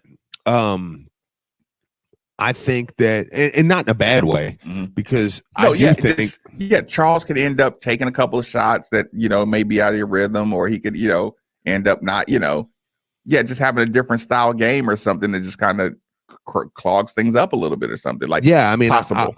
Right. I mean, I will say, I do think the offense can change a little bit with Malik, but we talked about that last week, and Malik does play out a little bit more. He's not necessarily just a big body camp in the middle guy. Yeah, and he can shoot. Don't forget, he hit a lot of big time shots for us last year from the 3-point line. So he stretches. Last year, every year he's been here. Right. Yeah. He really stretches a floor. He beat Indiana in the Yum Center. I mean, three straight threes. Yeah, as a freshman with David Padgett, and you're like, hey, Malik. But yeah, no. How angry was the Indiana coach when David Padgett left that microphone up? Oh yeah, you could see him furious with that. Yeah, we need to go back. By the way, Steve, I need you to check out that YouTube video that I just sent you. It's very short, but just watch like the first 2 minutes of it, and we'll have a good time with that one here in a second. Tino the Barber, thanks for joining us on 93.9. Fire away. Hey, can I go back to Lamar for a minute? You know it. Man? Hey, man, I'm going to tell you what, man. I really, really hope that Baltimore will pick up Dez Fitzpatrick, man. I think he's a Raven, man. Like, he's a big body, something they need. He got speed, and he's a great run blocker, man. He fits that big receiver mode, man. He's physical and all that, man. And I got a question too, man. Somebody may have already said it about Dez, but anyway, I got a question too. If the Ravens win the Super Bowl, you got to give Lamar Patrick Mahomes money, don't you? Oh, don't make me say. I appreciate the call, Tino. Oh, you know what? It depends on how he does it. If Lamar chopped some people up with his arm on the way to the Super Bowl, then yes. But if he has to run if he has to run up the middle to break a couple to win a Super Bowl, I would be scared about giving him, the Pat Mahomes, life contract stuff. And I hate saying that out loud, but he is starting to show me he can get out of bounds and he can get down a lot more. But I still get a little, antsy when he just runs quarterback draws, quarterback pulls up the middle. So what say you, Steve? He would get he would be very well compensated. Yeah, right. Yeah, I mean, I don't know if it's Pat Mahomes money or not. I will say, yeah, Lamar, to me, Pat Mahomes longevity is there. Like, I feel a lot more comfortable giving Pat Mahomes a 10-year deal than I would Lamar. But look, put it this way: Lamar won't be hurting. Lamar's kids won't be hurting. Right? Yeah. when he wins the Super Bowl, he will be extremely extremely well compensated. And then again, I don't know. I mean, heck, I don't know though. I mean, maybe the Ravens are like, look, this is our guy. He's 24, 25. I mean, I'm if he won the Super Bowl this year, he'd be 24. Let's just do that. Even though I don't know that I'd pick them to win. I still think Chiefs are the best team. Of course. Chiefs are going to win it. But somebody else can take the Chiefs out for me, and then now if Baker wants to take the Chiefs out, and then and it'll be like the Peyton Manning Chicago Bears Super Bowl, just the crappy one that it was like. And we're not conditioned to say it, but the Bills are pretty good. They're really good. Like that's not. We're just not yet conditioned to say the Bills are a really good team, but the Bills are a really good team. So yeah, they're really slinging. Let me get to the phone lines really quick. Keith, thanks for joining us on Middays with Marcus Maven. What's on your mind? Hey, good morning, guys. I'm gonna vent a little bit, and not towards you guys because I love your show, but I'm gonna vent about the lady or whoever was that texted in about the channels. I'm telling you right now, I have two issues. One, I have DirecTV and I have every freaking sport channel there is. And yesterday I go to tape the women's game, which was supposed to be on at noon on the ACC network because I was busy doing something else. Sit down, just get ready to watch it. My mom calls and says, "Hey, what channel's that game on?" And I said, "Well, it was on at noon." She goes, "No, it got rearranged till 2. And I said, "Well, surely it's on the ACC network." Nope. They switched it to the ACC Extra or whatever. And who knows? Because I don't know how many women's games I've missed this year because they keep putting on some abstract channel. I think we got to see more games in the Big East than we're seeing now on the ACC network, which really irritates me. And then the other thing that I want to complain about is Wave 3, who's supposed to show the coaches show, I guess as close to affiliation you get with Louisville. And last night on the news, once again, I sit down to watch sports, which is one of the few things I watch on the news anymore other than weather. And the first story was on IU, which is fine because they played yesterday. The second story is on UK and the game they played Saturday. Then they did a short story on MAC, and then they showed highlights and talked about UK women. Lo and behold, last but not least are the women's basketball team and their game yesterday, who happens to be the second-ranked team in the country, and they put them last. I am so tired. I thought we lived in Louisville, and I'm tired of our teams getting second billing to everybody else, and that Channel 3 keeps doing it all the time. And I think U of L, and I'll tell you, this is the one thing I liked about I liked about Tom Jurich over Tyree. I like Tyree. I think he's doing a good job. But he held those stupid channels accountable, and I'm tired of them treating us like we're second-class citizens in our own freaking city. And when you have a second-ranked team, they should have been second up behind IU, or at least somewhere at the top, and not behind UK. I know that might be a little bit, but you know what? We're in Louisville, and they need to start treating the teams in Louisville like they're Louisville teams. That's my soapbox for the day, guys. I appreciate it. Keith, I love it. No, Keith, listen, we enjoyed that call so much so that don't be surprised if you're not listening to 93.9 one day and you just hear your voice, letting people know locally you think you're our women's team. You know what I'm saying? Our team should be getting a little bit more of a top billing. I am totally okay with what you said. What are we ranked in the ACC right now, Steve? Number 1. All you can do is throw a little puff piece on Coach Mack down like 4th and 5th place, and we're just number 1 in the ACC right now. Yeah. It's like it's not interesting that Louisville's just good. We'd rather talk about Kentucky clawing back to 500. It's like, okay, all right, fighting and scrapping those tough Wildcats to dig to 500. The battle of the 500. I mean, what's Louisville doing? Just be a top 20 team, number 1 in the ACC. Kind of boring. Yeah, just probably got the highest skyrocketing guard in the country, moving up the draft board. Guard just made the the final 25 for the Wooden Award. I'm sorry. 2 guards that are like just skyrocketing up the board. Actually, Steve, I'm sorry. A guard that's going to get drafted like looking like lottery like right now, but he's actually from the city of Louisville and from the state of Kentucky. No, I know. That's what I'm saying. You got one guard that looks like he's going to be one of your guards looks like he's going to be lottery. The other one is on the top 25 of the Wooden Award. But hey, cheers to Kentucky getting back to 500, and they still got to win. How many? They still got to win like 2 or 3 games to get to 500. Like, okay, hey, but here's to y'all. I mean, I'm not knocking the fans for being excited. I mean, good for them. They should be. I mean, I'm just saying, I even text James this weekend and was like, hey man, look, Browns are winning. I was like, dude, it's been a rough few months for you. Enjoy the weekend, man. Like, it's been a good weekend for you. Right. Chris, thanks for joining us on 93.9. Fire away. What's up, Eamon Rummage?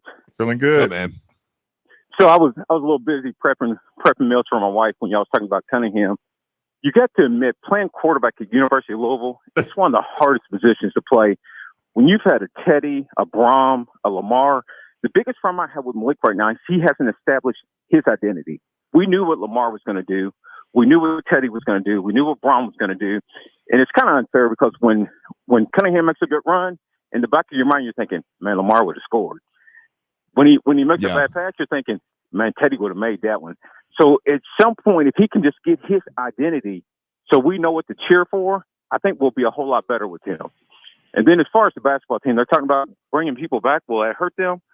Man, Charles Midland is a grown-up Dre. Dre will have the opportunity to actually play the role that he was going to play this year and come in and be the spark. But Midland's not going to hurt them. He's a grown-up man who knows how to play within the system and get other people better and help us get better. And if anybody thinks Malik coming back is going to hurt us, you haven't been watching him for 4 years. I'll get up and I'll listen to you guys. Listen, Chris, I do appreciate that call. Yeah, I'm not worried about Malik Williams messing up. But that's one of those things where when you're number one in the ACC and you got things rolling, you can't help but just try to think of things that can go wrong. You know what I'm saying? Like it's like going over having a text message conversation with somebody and then going back over and reading and saying, maybe she thought I meant this when I really meant this. And it's like, no, dude, just don't outthink the room. Listen to this. They put out the NFL schedule for next year or next week, right? Mm. You know who gets Saturday night prime time? No, I'm curious, Steve. Who? Baltimore, Buffalo.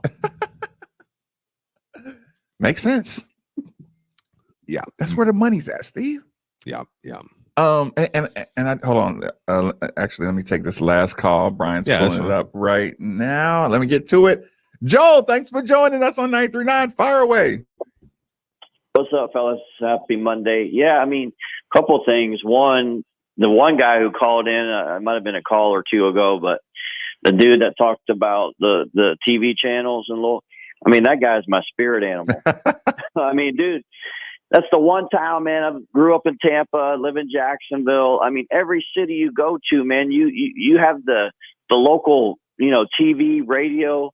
They talk about the local team. You go to Louisville, Kentucky, man, it's about, they want to, like you said, Rummage, like, wow, you got back to 500. I mean, I don't care how many games Kentucky wins in the SEC.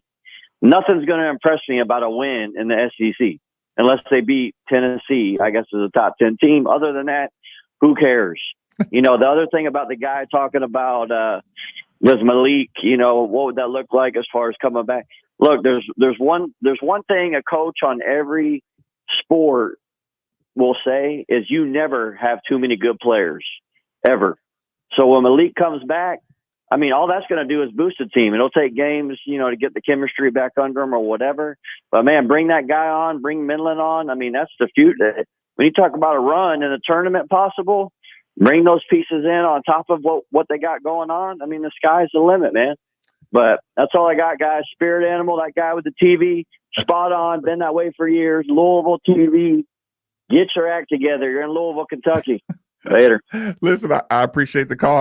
I actually received a text from our resident Pittsburgh Steeler, big time fan.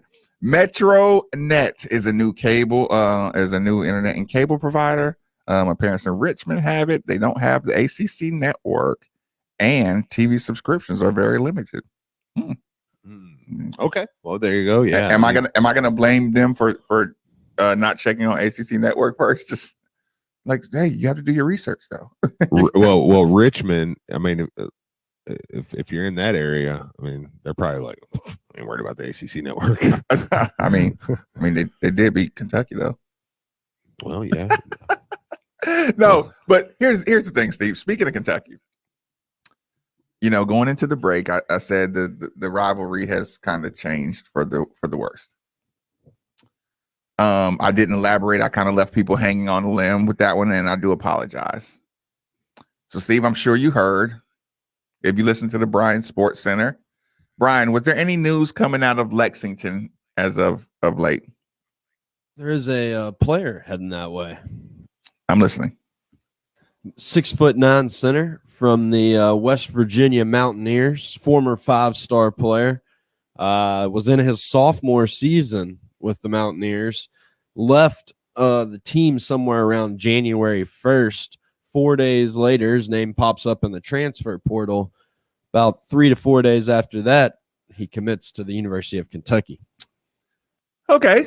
Sometimes, Steve, that would seem like I don't really know what's going on with that, but I did see Kentucky was extremely happy about that transfer. It was, listen, I could also see that. What did Dick Vitale say about that, Steve? Would you have the Dick Vitale tweet anywhere nearby? Because I do not, but Dick Vitale was obviously extremely excited for BBN. Yeah, he just is a star basketball transfer. I think he's just putting the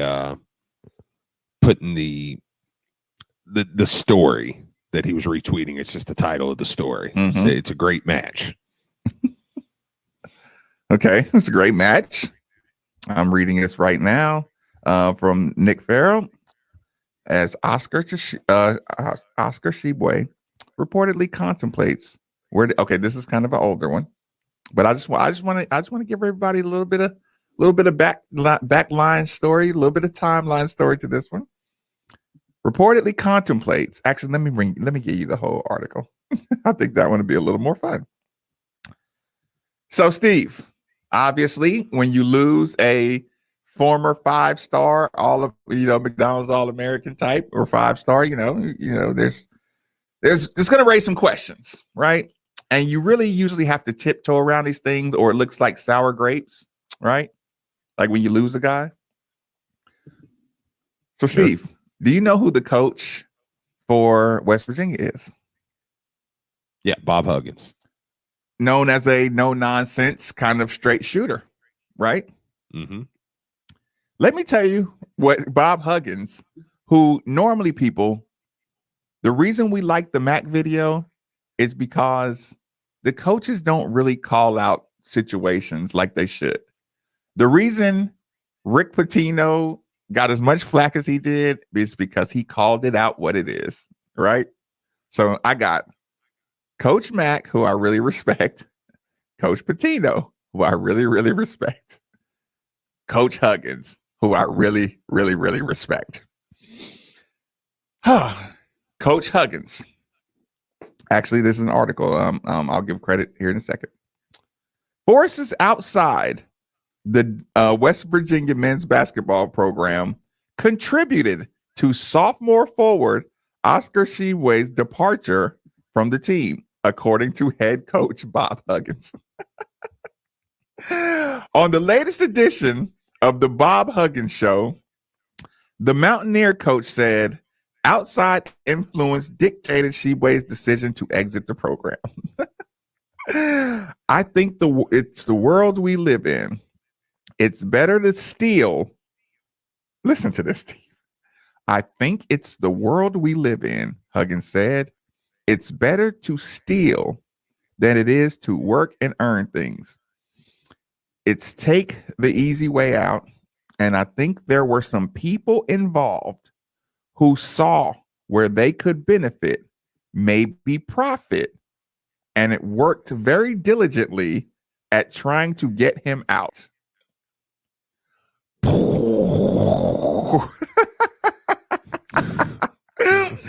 Huggins announced that Shibwe had left the program on January 1st. An official statement from the team that day noted that Shibwe was stepping away due to personal reasons.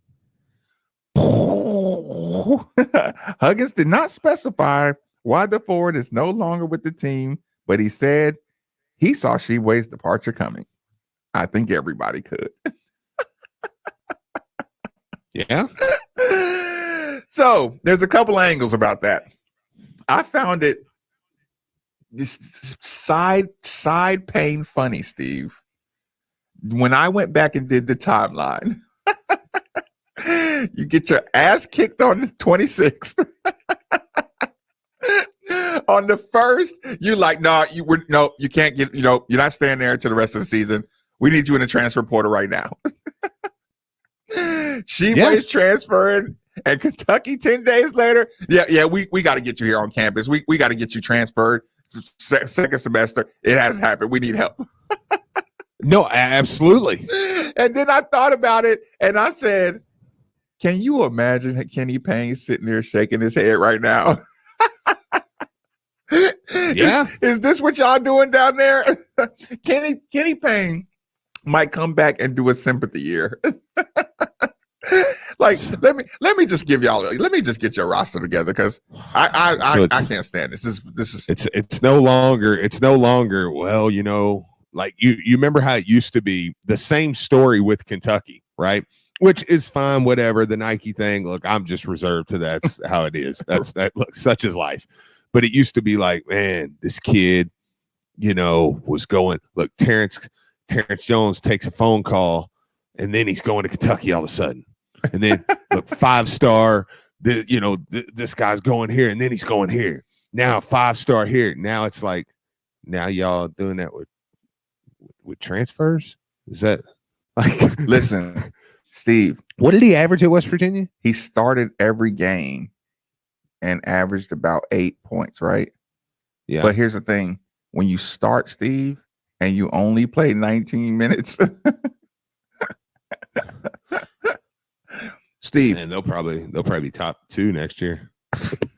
Steve, his mixtape video may be the weakest, the weakest highlight video I've ever. I'm like, okay, this is just like, this must be the lowlights. Do you remember when Stephen Enoch was first coming here, and on one of the only videos out on him was a guy like critiquing Stephen Enoch, and it was just like, wait a minute, I've seen some nice things out of Steve. Like, why is this video got so many bad looks at him, right? Like they just took Texas says his stimulus check came early. Oh, yeah. Well, fair enough. You mean the shoes he ordered? I just think it's like, okay, like Kentucky, you guys are we all in agreement though now? Like, this is now what y'all do. Like, okay, so it's the transfer guys. Like yes. I mean, look, Olivier Sarr. I mean, how many times over the summer did I have to hear Olivier Sarr put up 30 on Duke? Okay. Right? Would he put up one on Louisville this year? Did he even have one? Or did he go? Yeah, he hit a free throw. And by the way, let me throw this out here right now.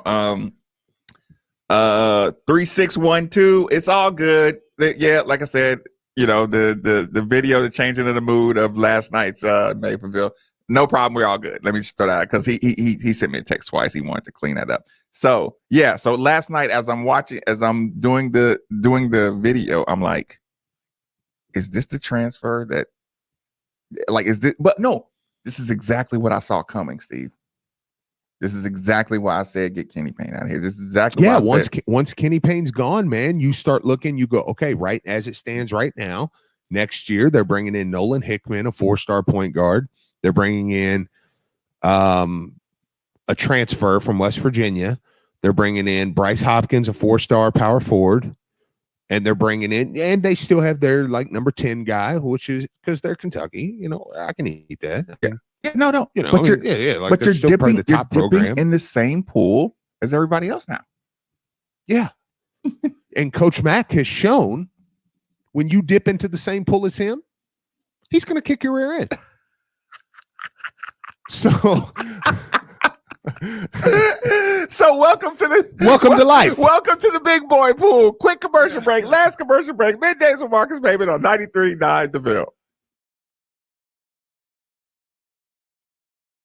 Now that sports have officially kicked off, there's only 4 things missing from your playbook. 4 pegs. Looking for great smoked wings? 4 pegs. Looking for juicy barbecue and award-winning chili? 4 pegs. If you're just looking for some cold craft, tap, can, or bottled beer, 4 pegs. And the best part about 4 pegs is it's right around the corner at 1053 Goss Avenue in Germantown. So you better get over there fast because the word is spreading. And while you're over there, be sure to ask about their food truck and other catering services. Oh, ship! I need to get this package downtown by noon. Don't worry. There's a brand new on-demand delivery service by Z-Trip. It's Z Shipping. Are you shipping me? No, we're shipping your packages. For the quickest, affordable, on-demand courier service, visit zshipping.com. zshipping.com. Let Z-Ship help you with your delivery needs. That's zshipping.com.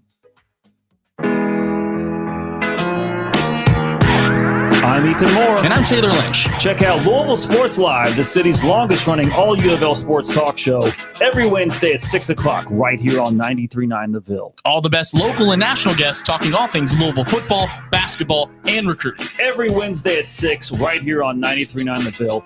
And follow us on Twitter at Lville Sports without an O live. And check out the website, LouisvilleSportsLive.net. Go Cards.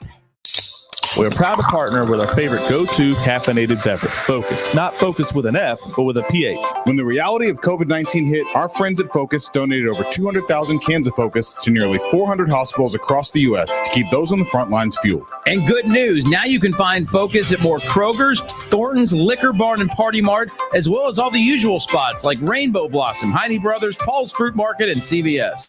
Or save 15% when you use code ESPN15 at www.drinkfocus.com. Focus, Phocus. Try it today.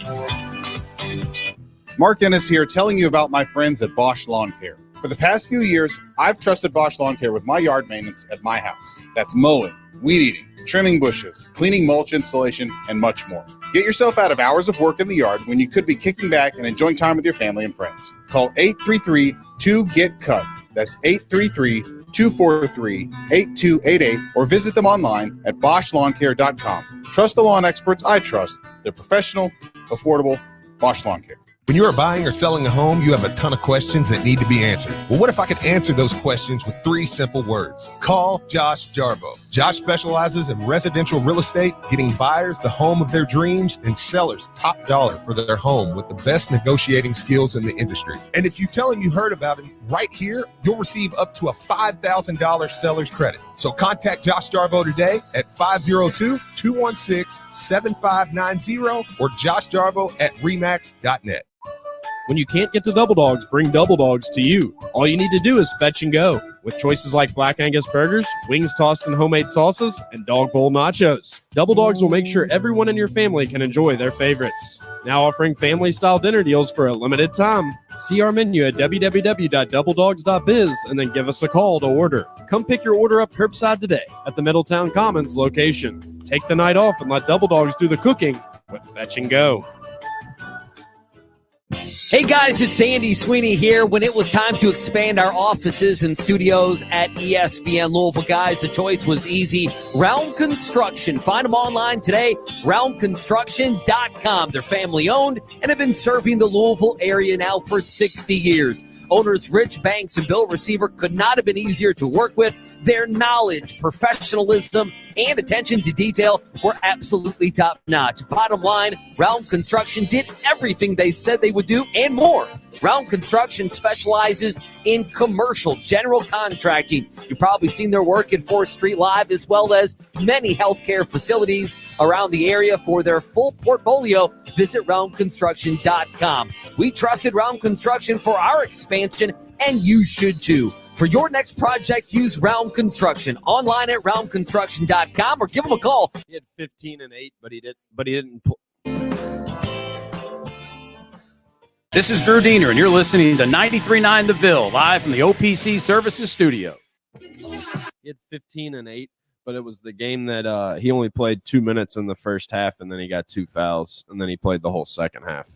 So I think he had 2 points and 1 rebound when he went out of the game, and then he put 13 and 7 up again in the second half against him.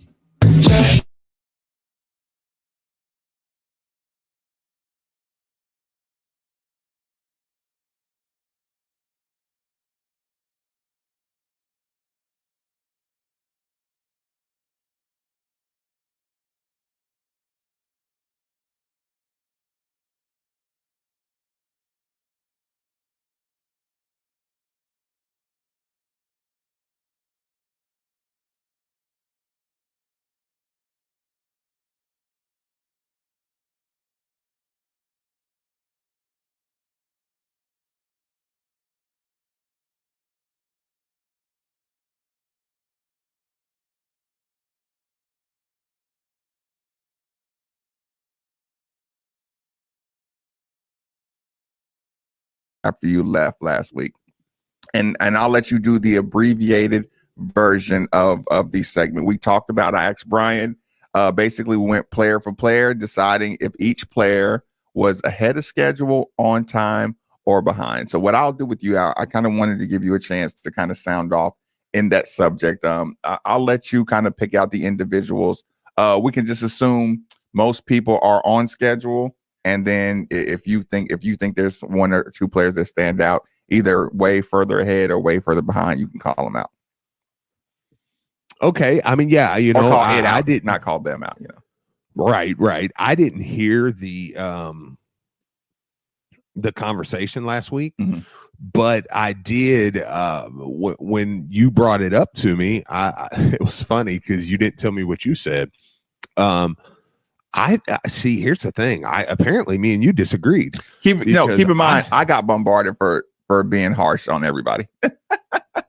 Okay, because when I was going down, I said I think the only two that were behind schedule for me was Sam and Aiden.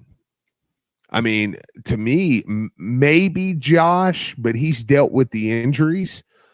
But everybody else, I mean, gosh, I had either right on schedule or ahead of schedule, I thought.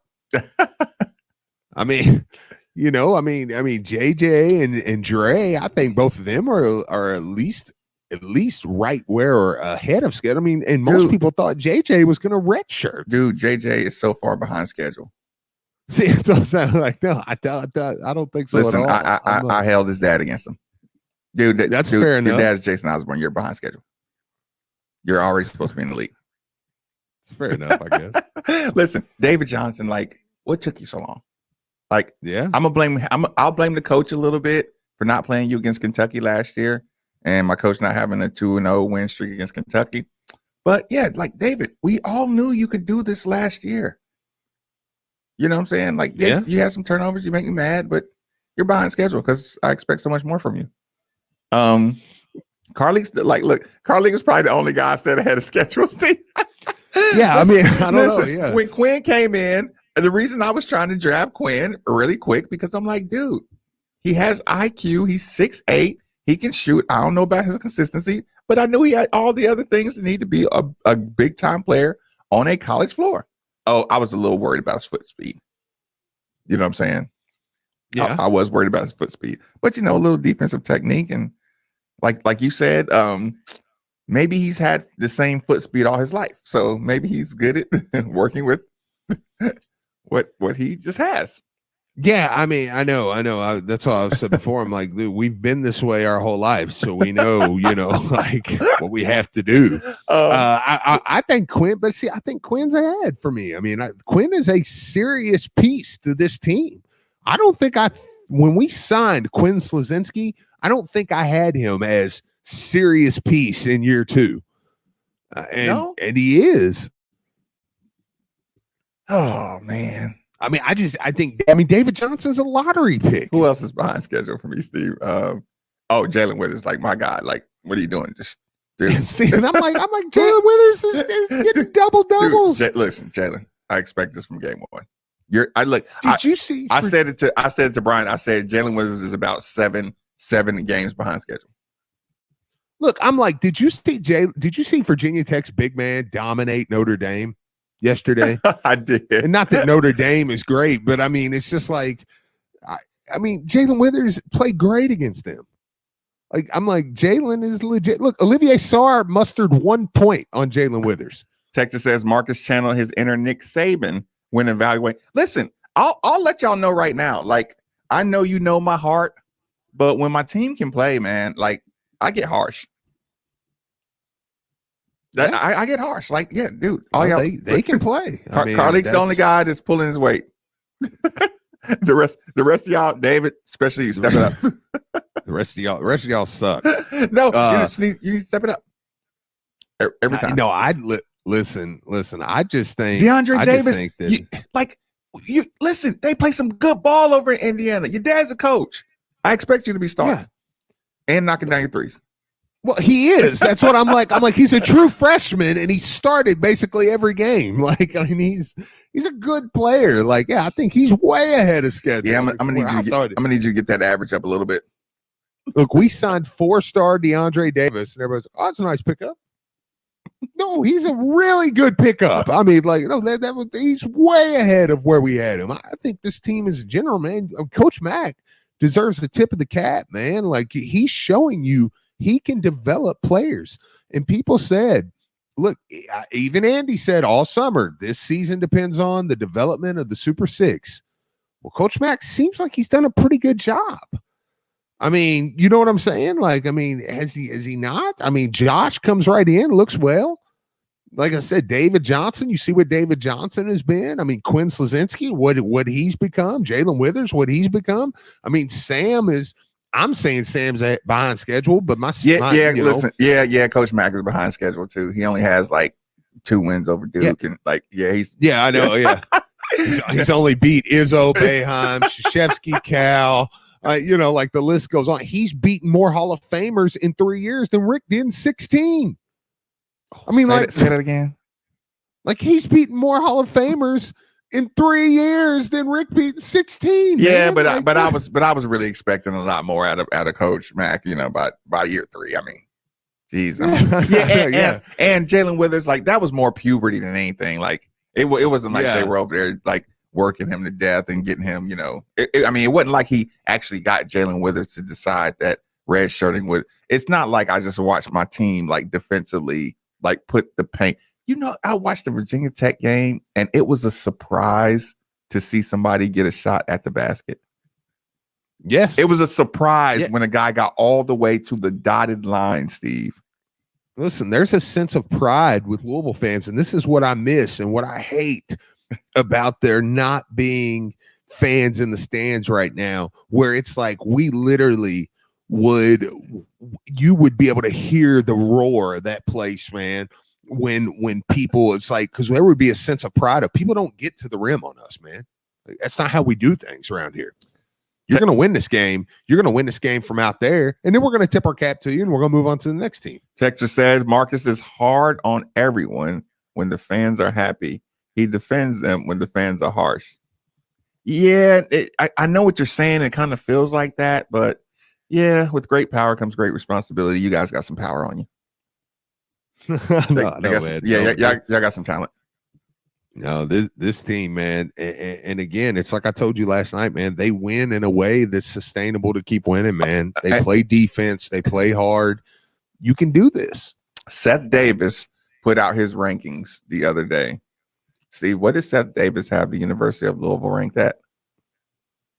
Seth Davis had us ranked 15th. Steve, and it's like pulling teeth to get him to rank you. I know. You're Louisville. I know. So, Steve, if a poll comes out and it has my team 15th, well, you're not going to be 15th. I don't think you're going to.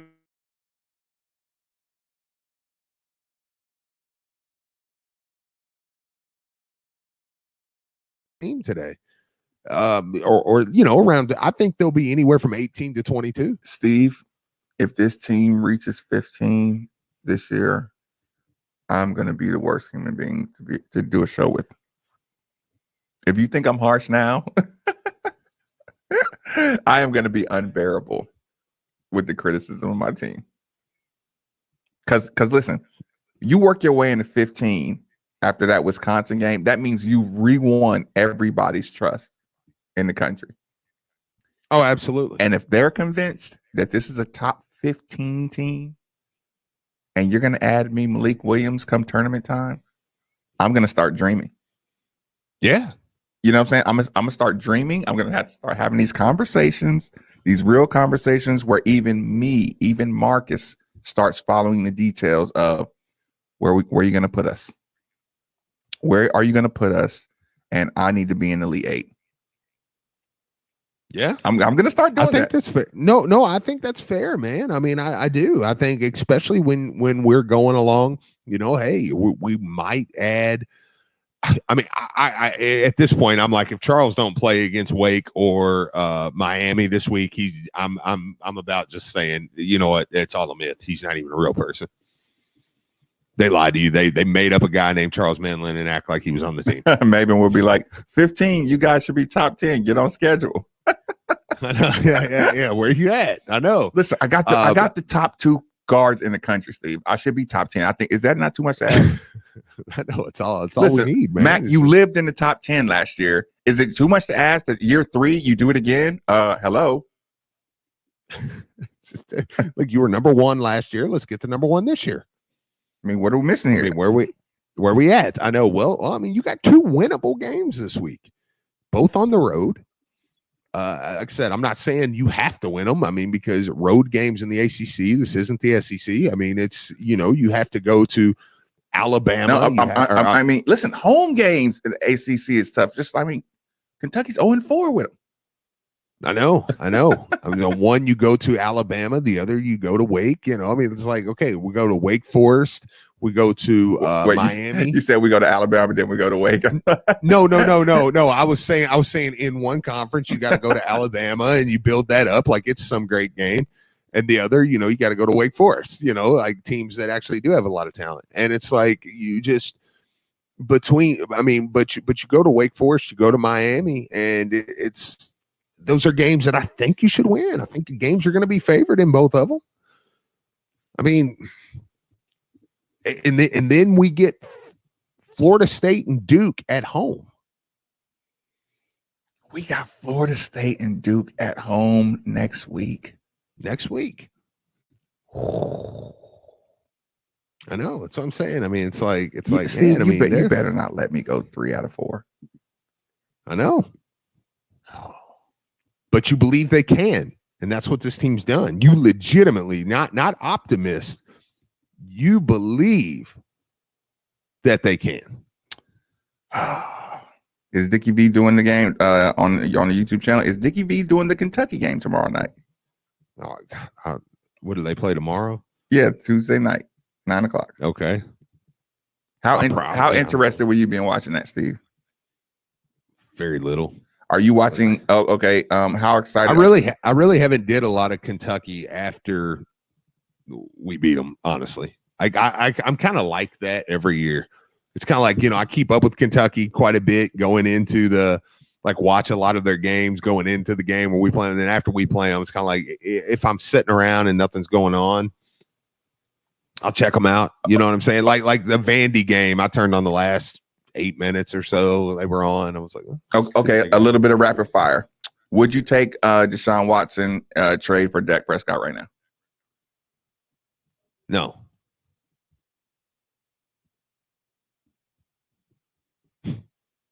What? You said rapid fire. No. I don't know if you're telling the truth. Is Dak Prescott getting better because he's out and your team stunk it up? Yes. You need him. You forgot we how desperately good. You need forgot him. how good Dak Prescott was. That's fair. Yeah. You know what? That's fair, Steve. That's fair. That just came up. Okay. Ohio State, Alabama. Who you got? Alabama. Look, Texas says yes, Steve. Yes. Texas says yes. Texas says yes. Texas. You guys have been led down a scary path. That's just the emotional Cowboy fan base right now. It's probably me. I don't know. I still hold some against. I learned that I don't hate Clemson. I just didn't like Deshaun Watson. Whew. Yeah, I'm laughing at the Texans like they're struggling, Steve. Steve, my rival fan base is not having a great time. Watson over Dak in a heartbeat. Texas says. Well, you'd be wrong. It's okay. I don't hold it against you. Yeah, it's just a little bit. You just need a little coaching experience upgrading. No, of course, I probably would. I probably would take that or Deshaun if I really, really had to. Without I probably would make that trade. I probably would make that trade. Yeah. And they followed that Watson over Dak, and it says, "I hate Clemson fans. I never liked Dak. I don't believe that. Everybody thought Dak was cold for a good little run. Okay, any more rapid fires? We were too hard on Malik Cunningham, but he still is going to have to step it up big time to win your fan base back. Actually, the fan base didn't leave as much as we thought after I saw today's text line. Yeah, I think that's just kind of the case with that one, man. I think that people will get optimistic, man. I think the main thing is we're behind him at this point. I think as a fan base, we're going to say, look, we're going to get behind you, man. Let's go out here, let's try to win some games. And if you suck this year, then it's over. The last one. Oh wait, one more. Okay, where are we going to be ranked? I think I asked you that. You said 21. I said 18 to 22. I mean, I know I gave myself a little leeway there, but I think they'll fall somewhere in that range, and you never really quite know where they're going to put you. I mean, Louisville has a name where I see them throwing them all the way up to 18. Just say 18. Y'all got to let that Wisconsin thing go, y'all. Well, a lot of people watched that game against Virginia Tech, and a lot of people believed in Virginia Tech. Virginia Tech went out there, they beat Villanova, they beat a lot of good teams, man, and people believed in them. And Louisville really never. That game was really never in doubt. I know. I hate that the score got cut so close late because it didn't do how much you dominated that game. Right. It didn't do that justice at all. So yeah. Well, but if you had your basic good voters watching that game, then I think we'll be good to go as far as, a respectable ranking. It won't be 24. Oh, I see this on the comments. If you were the Jaguars, would you trade for Watson and give them Lawrence? No, it's too much of a risk. The fan base would kill you. Yeah, it's like, man, Jacksonville's got a good setup right now. Yeah, you can't, you can't miss on that. You can't not take Trevor Lawrence. I'm almost like you got to take Trevor, and then, like I said, it sounds like Urban Meyer is a serious. I think Urban Meyer would. Oh, they said he's already putting together a staff. I believe it. Huh. I mean, you go sign him up, man. They've got good money there. I mean, the Cons, they're loaded. I mean, the one owns AEW, the son. He owns, Tony Khan. Yeah, so I like Jacksonville.